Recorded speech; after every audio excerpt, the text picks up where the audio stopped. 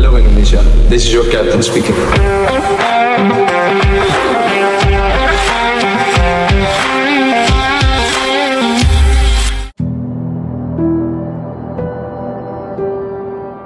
Bandung, kota dengan langit yang selalu setia pada rindu dan suara klakson, sedang merayakan sesuatu yang lebih dari sekadar sepak bola.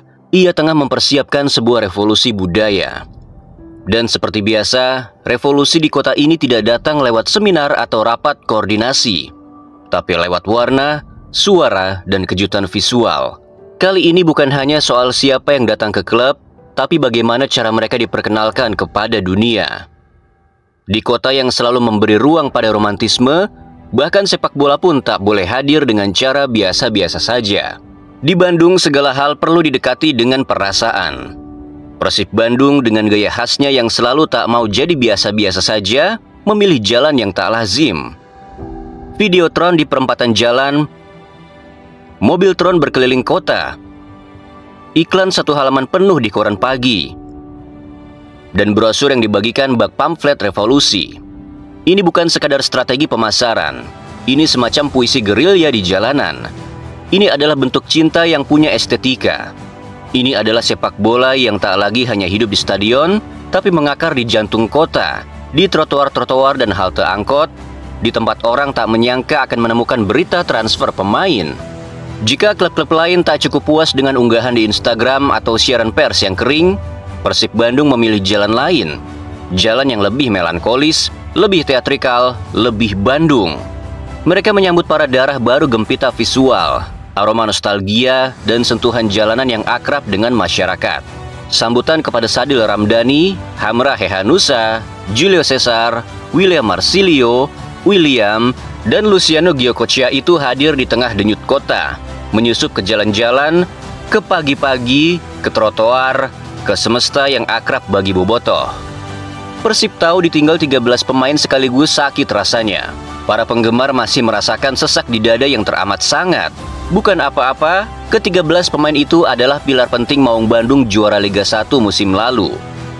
Bahkan beberapa sudah jadi bagian sejarah 2 musim sebelumnya saat juara 2023-2024. Kehilangan pemain merupakan keniscayaan dalam sepak bola. Terlebih pada era modern sekarang, yang mana mobilitas perpindahan pemain bisa datang kapan saja. Masalahnya kehilangan 13 pemain sekaligus dalam satu kompetisi bisa dibilang tidak lazim. Banyak pula dari mereka adalah pilar utama dan nyawa permainan tim.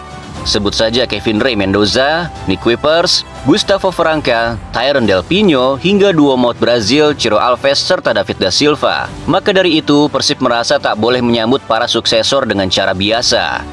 Harus ada hal yang luar biasa yang bisa kembali melambungkan harapan, memastikan target tetap di puncak tertinggi. Bagaimanapun, Bandung adalah kota yang hidup dalam simpang siur lalu lintas dan lampu merah yang panjang. Tapi alih-alih jadi siksaan, Persib menyulap momen itu menjadi panggung teatrikal.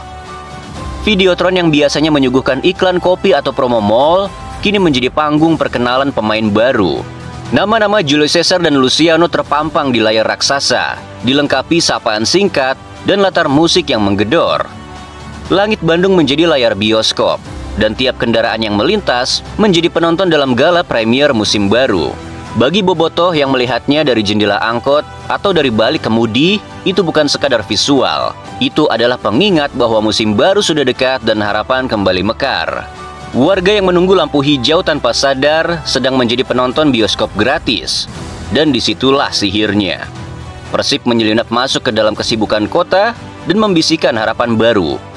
Sepak bola masuk ke ruang publik bukan sebagai iklan, tapi sebagai pertunjukan budaya. Jika Videotron adalah panggung, maka Mobiltron adalah proklamator keliling menyusuri jalanan. Dari Dago ke Asia Afrika, dari Burangrang ke Pasteur, dari lapangan Tegalega ke alun-alun kota. Ia berkeliling, seperti penyair modern yang membacakan sajak lewat gambar. Mobil ini bukan hanya membawa nama William Marsilio maupun William. Ia membawa janji baru, bahwa Persib tidak main-main, bahwa setiap langkah klub adalah bentuk cinta yang ditata rapi, bukan asal-asalan. Saat Mobiltron berhenti di depan kampus, atau terkena imbas macet khas kota Priangan, orang-orang berkerumunan, menatap layar yang menyala terang di tengah kebisingan dan deru asap. Anak-anak kecil menunjuk layar, menyebut nama pemain baru. Di sana sepak bola kembali jadi milik rakyat. Kembali dekat, kembali nyata. Persib sedang mendekat ke rakyatnya. Tidak dari atas panggung, tapi dari jalan-jalan yang berdebu. Ini adalah cara paling elegan untuk menyampaikan satu pesan. Kami sedang membangun tim besar, dan kalian harus jadi saksi. Tapi Persib tak ingin melupakan sejarah. Di tengah dunia yang serba digital, mereka menyisipkan romantisme dalam bentuk yang hampir usang, koran cetak. Di tengah era digital yang menggila, Persib justru melirik koran cetak yang sudah dilupakan. Satu halaman penuh di harian lokal menampilkan wajah Julio Cesar dengan kutipan tegas. Di halaman berikutnya, Dewangga muncul seperti bintang film. Mengapa koran? Karena romantika lama tak bisa sepenuhnya digantikan layar ponsel. Koran adalah medium yang mengajak kita duduk sebentar, menyesap kopi, dan membaca perlahan. Di sana wajah-wajah baru Persib seperti hadir lebih dalam, lebih personal. Di pojok warung kopi, koran itu dibentang, dan obrolan tentang formasi mulai mengalir. Ini bukan hanya tentang eksposur, tapi tentang menghidupkan kembali ritual lama pecinta bola. Membaca berita transfer sambil mengunyah gorengan dan menyimpan halaman itu di bawah bantal. Persib tahu sebagian bobotoh masih setia dengan tinta dan kertas.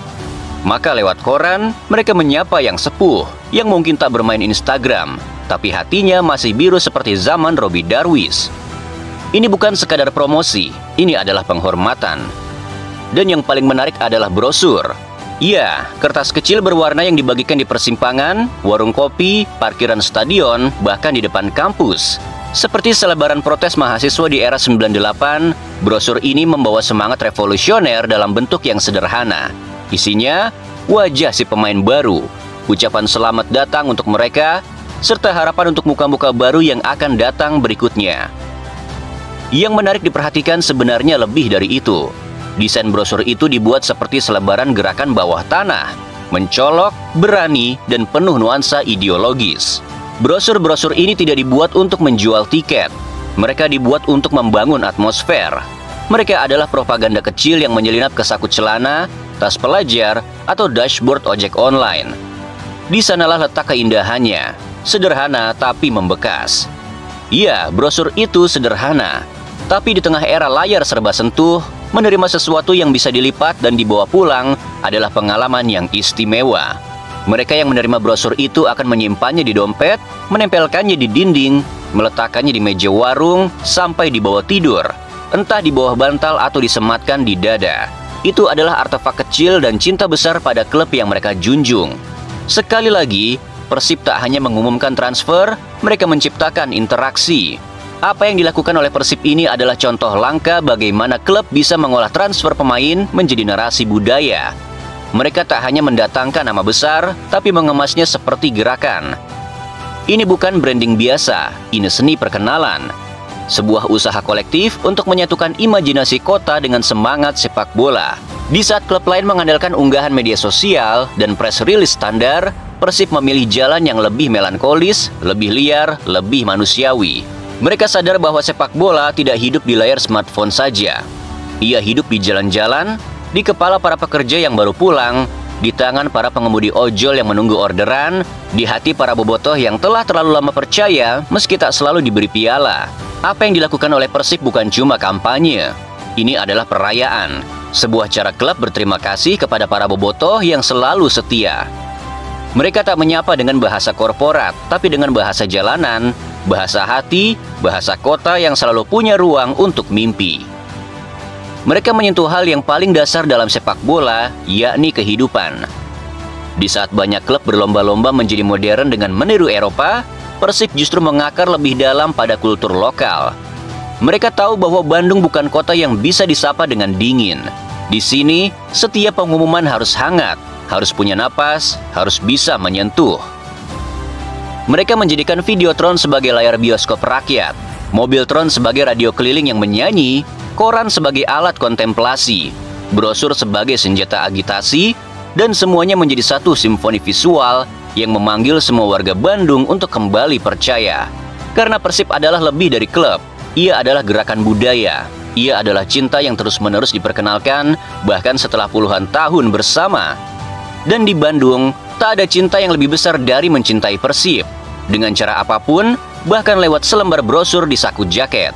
Di Bandung, perkenalan pemain bukan hanya urusan transfer. Ia adalah bagian dari narasi besar tentang cinta, harapan, dan identitas.